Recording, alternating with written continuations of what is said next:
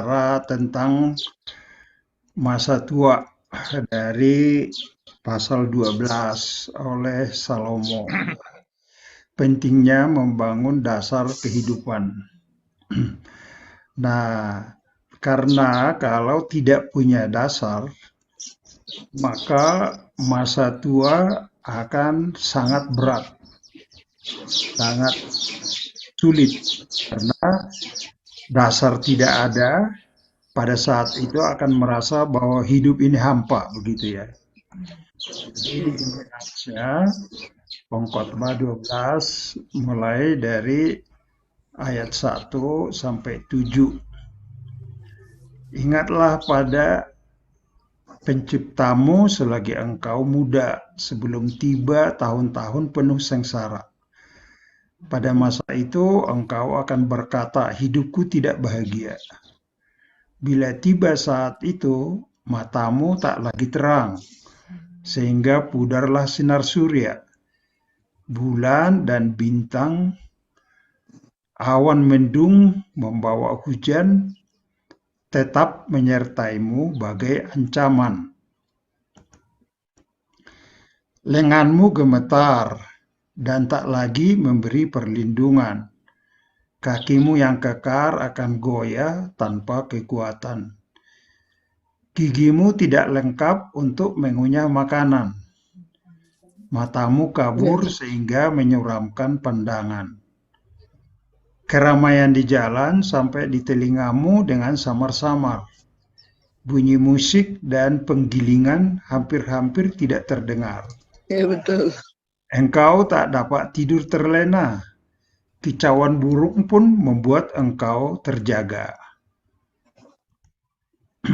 Engkau takut mendaki tempat yang tinggi dan harus berjalan dengan hati-hati. Rambutmu beruban dan kakimu kau seret waktu berjalan. Ya betul. Segala hasrat dan keinginan. Kita menuju ke tempat tinggal kita yang penghabisan. Orang-orang berkabung dan meratap di sepanjang jalan. Rantai perak akan putus dan terpisah-pisah. Lampu emas jatuh, pecah. Tali timba putus dan rusak. Kendi hancur dan terserak-serak. Ayat 6 ini metafora kehidupan yang menuju kepada berakhir ya. Ayat 7, tubuh kita akan kembali menjadi debu di bumi, nafas kehidupan kita akan kembali kepada Allah. Dalam terjemahan baru dikatakan roh kita sebetulnya akan kembali kepada Allah. Dialah yang memberikannya sebagai anugerah. Jadi realita masa tua tanpa belajar mendekat kepada Bapa, masa itu akan sangat berat dijalani.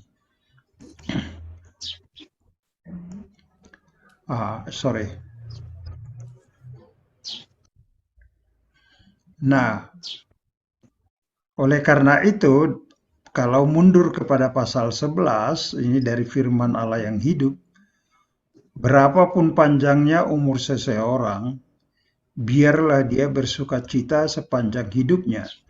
Tetapi hendaknya ia ingat bahwa kekekalan jauh lebih panjang.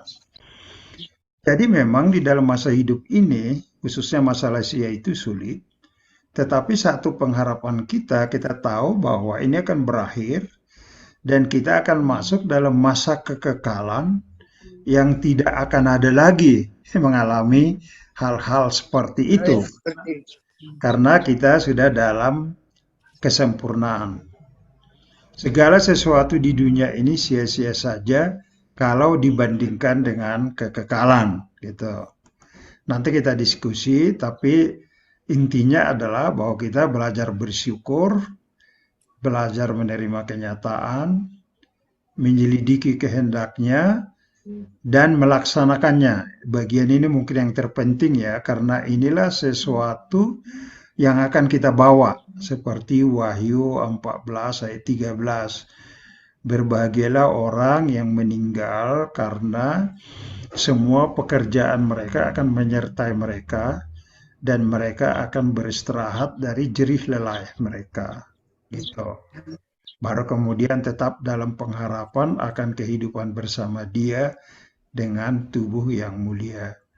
Nah, saya mengamati orang-orang yang tidak punya dasar atau pegangan, khususnya perspektif kekekalan, luar biasa pergumulannya, luar biasa repotnya dalam masa-masa tua itu.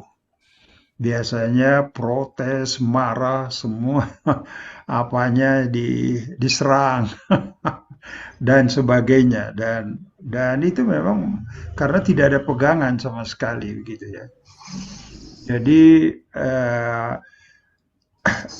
saya sudah melihat ini beberapa orang dan sangat kasihan sekali begitu ya, karena mereka tidak belajar untuk membangun dasar kehidupan mendekat kepada Tuhan, sehingga tidak punya pengharapan. Perspektif hidup mereka hanya dunia ini, tidak ada perspektif dari Allah dan tentang dunia yang akan datang. Itu sedikit yang saya mau bagikan. Mungkin ada tanggapan dari teman-teman. Kebetulan saya sedang belajar pengkhotbah ini, makanya saya bagi ini.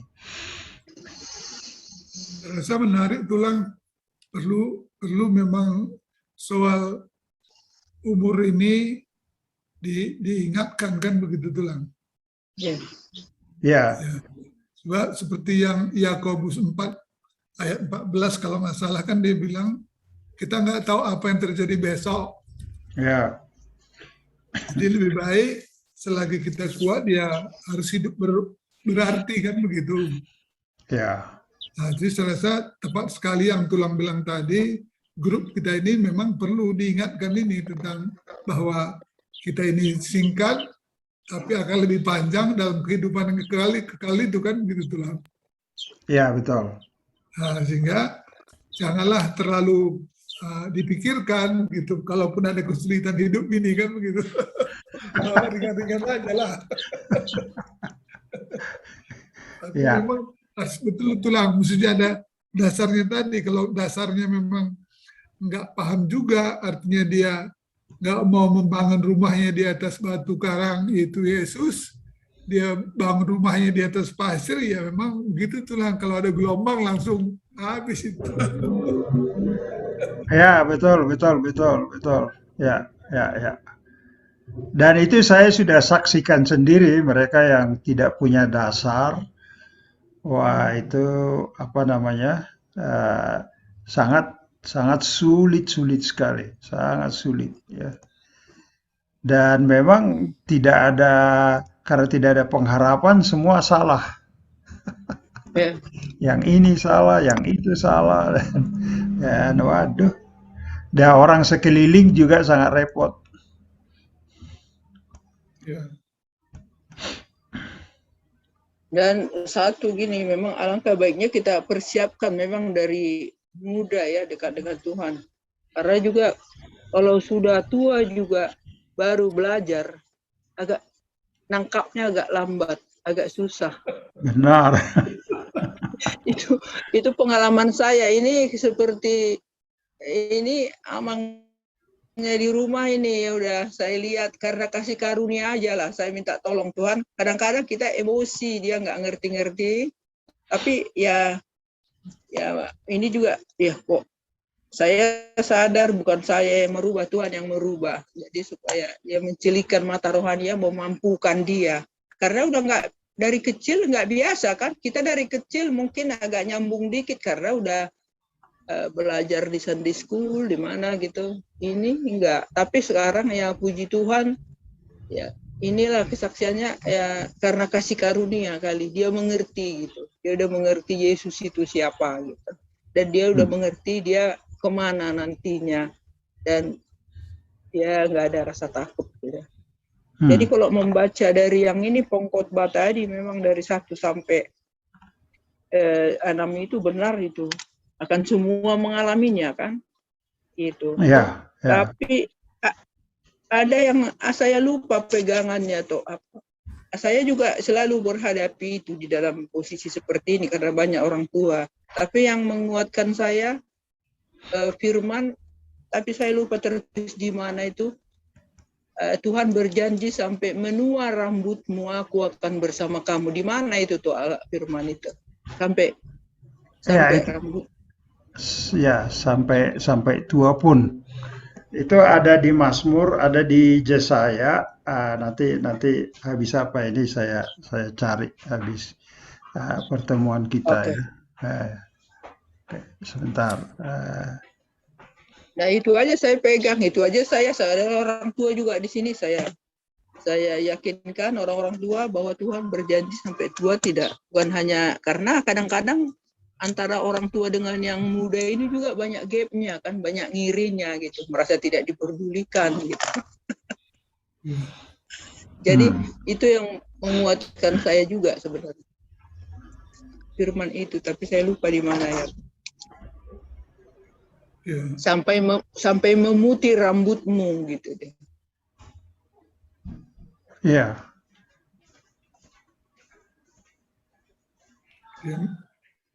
Tulang. Aku bantu.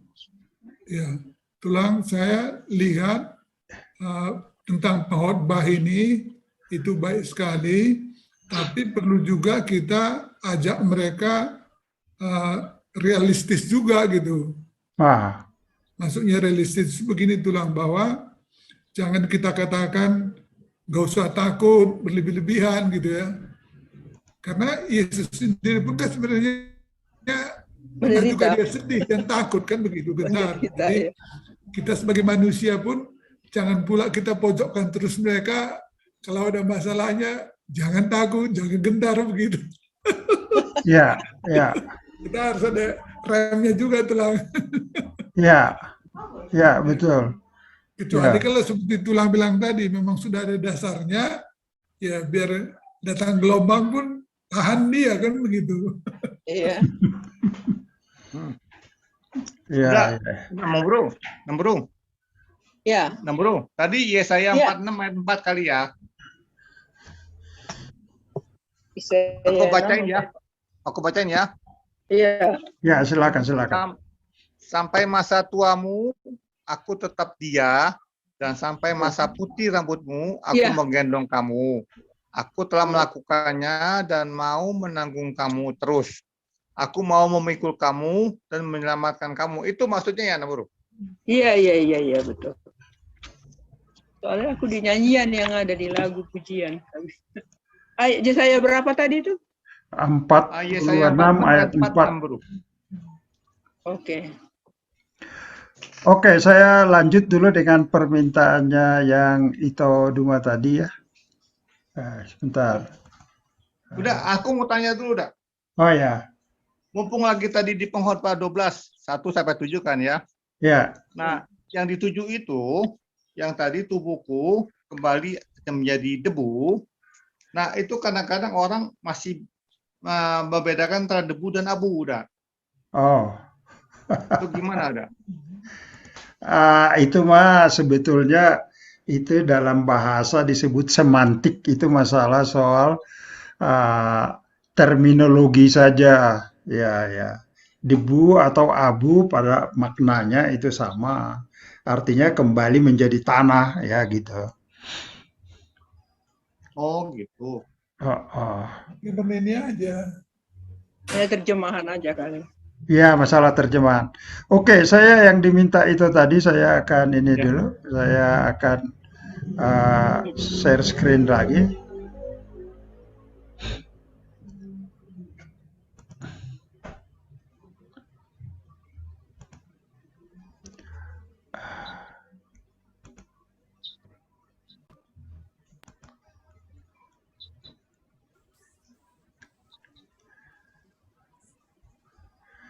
Ya, jadi apa? Ada handuknya enggak, Be? Ada handuknya ini.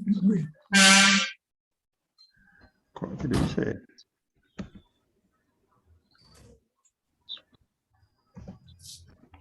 Ini lagi ngeheng sebentar. Ya, kemarin itu kok nggak salah kalau dia hanya manusia aja nggak bisa menebus kan gitu. Ya, betul. Oke. Jadi waktu itu ya ini itunya ya.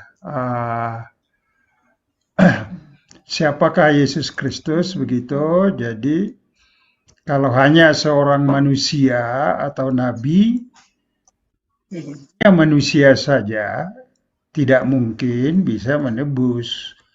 Karena masalah dosa adalah perlawanan terhadap Allah. Ya, ya. Jadi manusia tidak bisa menyelesaikan itu karena itu berurusan dengan Sang Pencipta. Nah, dia ilahi, jadi tidak benar hanya menjelma sebagai manusia. Jadi dia adalah manusia sepenuhnya dan juga bahwa dia adalah ilahi. Dia datang dari Allah. Nah, apakah Yesus sebagai fiksi saja tidak pernah ada? Ya, tentu itu tidak betul kan? Ya. Nah, terus baru saya lanjutkan. Jadi saya beri kesimpulan bahwa dia 100% manusia, 100% ilahi sebagai Tuhan. Nah, baru saya ilustrasikan dengan ilustrasi jembatan itu. Oleh karena ada keterpisahan manusia dari Allah, oleh karena dosa, ya, maka Allah sendiri yang berinisiatif. Jadi dari pihak Allah menjadikan firman itu menjadi manusia. Mula-mula manusia berusaha dulu. Tetapi itu tidak mungkin mencapai menjadi pulih sempurna, dan kalau iya, bagaimana dosa-dosa sebelumnya. Oleh karena itulah juga dikatakan firman Tuhan bahwa bukan dengan pekerjaan kamu supaya jangan ada orang yang menyombongkan diri. Baru tetapi nah dari pihak Allah memberikan anaknya kepada manusia, dan dari pihak manusia dia mengatakan bahwa akulah jalan dan kebenaran dan hidup kepada Allah. Jadi saya bilang sebagaimana dua tebing ini yang dipisahkan oleh satu jurang, penghubung harus mempunyai baik di sisi kiri, harus ada di sisi kiri maupun di sisi kanan. Oh, sisi kanan. Ini dia. Ya, ya. Barulah benar-benar bisa menghubungkan kembali. Itu yang saya katakan di situ waktu itu. Nah, nanti minggu depan kita akan minggu depan kita akan lanjutkan lagi satu langkah lagi. Tentunya karena Yesus Kristus yang menyelesaikan dosa, ini tuh minggu depan. Dan kemudian karena dia sudah menanggung hukuman maut itu. Dan yang ketiga karena dia sudah bangkit dari antara orang mati, gitu ya. Mati. Ya, jadi itu yang mungkin yang kita maksudkan. Maka respon kita puji syukur kepada Dia yang mengasihi kita. Iya, itu saja. Bang, Iya. bisa menunjukkan kembali jembatan tadi. Oh, menuju ke kembali jembatan. Ya, jembatan. Oke, sebentar. Jurang dan jembatan. Ya, jurang. Oke, sebentar ya. Ya, ini saya teringat cerita Inang Lae. Cerita tentang neraka itu penghuninya adalah pimpro-pimpro.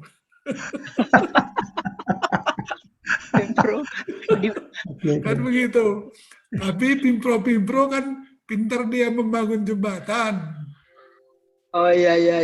Sedangkan yang sebelah kanan itu kumpulan orang suci kan begitu. Jadi karena kumpulan pimpro-pimpro, dia cobalah bangun jembatan, nggak pernah nyampe tulang.